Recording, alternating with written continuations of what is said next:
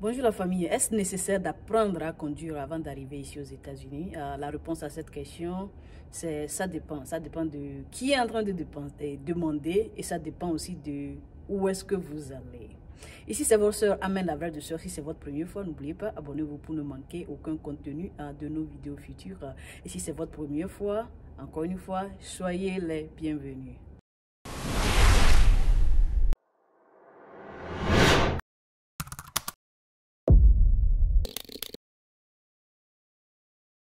Alors, est-ce nécessaire d'apprendre à conduire avant d'arriver ici? Tantôt, je disais ça dépend.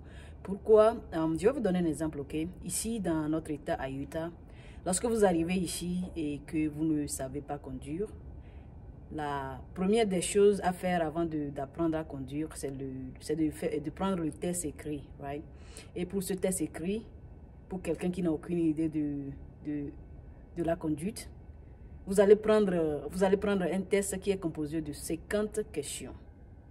Et le jour de l'examen, ce sera uniquement vous, votre cerveau et les questions que vous allez répondre. Ou bien, et les questions de l'examen. Mais lorsque vous avez déjà un permis avant d'arriver ici à Utah, au lieu de 50 questions, vous allez répondre avec 5 questions. Au lieu de vous et votre cerveau, le jour de l'examen, on vous laisse amener avec vous le livre de conduite.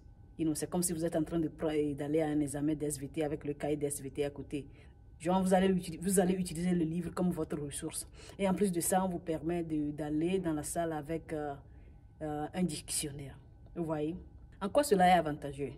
Ici, la majorité des temps, lorsque les gens sont prêts à aller prendre le test, c'est le test écrit qui échoue beaucoup de gens. J'avais un collègue qui avait passé le test 11 fois. Ce n'est pas parce qu'il n'était pas intelligent. C'est juste difficile d'apprendre une nouvelle connaissance dans une langue que vous êtes en train d'apprendre. Donc, avec ce permis en main avant d'arriver ici, ça va vous permettre de traverser cette étape facilement. On est d'accord? Donc, pour conclure cette première partie, comme je l'ai dit au début de cette vidéo, ça dépend. Genre, il y a certaines lois qui sont applicables à tous les États-Unis d'Amérique et certaines lois qui varient selon les États. Alors, si vous avez déjà un permis, vous n'avez rien à perdre en venant ici apporter ça. Mais si vous n'avez pas de permis et que vous avez le temps et l'argent, avant de chercher à prendre votre permis au pays avant d'arriver ici, demandez à vos tuteurs à savoir s'il y a certains bénéfices liés au fait que quelqu'un a déjà un permis de conduire avant d'arriver aux États-Unis. C'est très important, on est d'accord. Maintenant, un autre aspect. Il y a de cela quelques mois, j'étais tombée sur un élève ici aux États-Unis. Il vient du Nigeria, donc j'ai cherché à savoir comment est-ce qu'il va. Bon, je ne le connaissais pas. Ici aux États-Unis, souvent, quand vous vous racontez avec les Noirs, certaines personnes se comportent comme si ils vous connaissaient avant. Donc, ils causent avec vous normalement. Cool, quoi. J'ai cherché à savoir comment vont les classes parce qu'il m'avait dit qu'il venait nouvellement d'arriver. Donc, le gars est en train de me dire que non, maintenant que ça va, mais avant là, c'était difficile en classe. Genre, il a du mal à piger ce que le professeur disait. C'était très difficile. Bref, pourquoi je vous raconte cette histoire? C'est juste pour vous dire que même les gens qui viennent des pays où on parlait déjà l'anglais là ont des difficultés à ajuster à l'accent américain. Maintenant, vous allez me demander qu'est-ce que ça a à voir avec la conduite. Et voici mon point. Lorsque vous vous présentez au département qui s'occupe des permis, vous n'allez uniquement pas prendre un test écrit. Okay? Ils vont aussi tester vos yeux. Parce que vous ne pouvez pas conduire si vous ne pouvez pas voir. Right? Donc, comment est-ce que le test se passe? On va vous laisser regarder à travers quelque chose genre comme des microscopes comme ça. Et vous allez voir des nombres. Parfois, ce sont des nombres alignés, comme ça.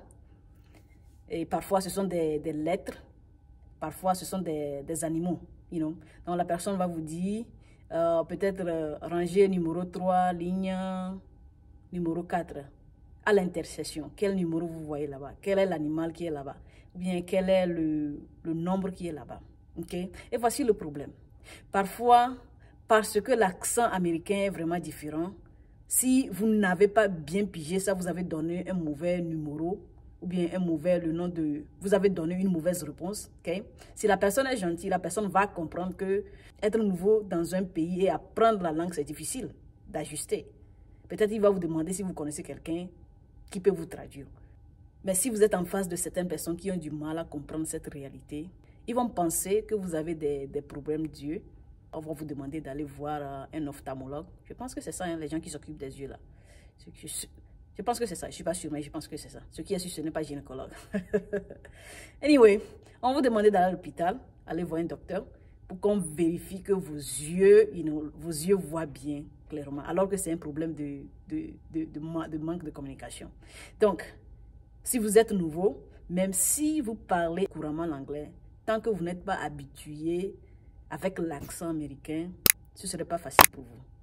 Alors, pour éviter tout tracas, le jour de votre test, allez là-bas avec quelqu'un qui comprend déjà la langue, qui est habitué avec le truc là, pour vous expliquer au cas où il y a certaines barrières de langue qui se posent. Okay? Bien sûr, on vous envoie à l'hôpital à vos propres frais. La famille, cette étape seulement là, c'est vraiment important. Si vous n'êtes pas habitué avec l'anglais, on est d'accord. Ici, c'est votre soeur Amel, la vraie du soeur. Toujours un plaisir de vous servir sur Immigration aux USA. Vous avez des questions? Laissez ça dans les commentaires. Et les grandes sœurs d'ici, les grands frères d'ici, le test dont je viens de parler, les tests des yeux dont je viens de parler, ceci se fait différemment dans vos états. S'il vous plaît, laissez ça dans les commentaires, ok? Toujours un plaisir de vous servir. On se dit à plus. Bye bye.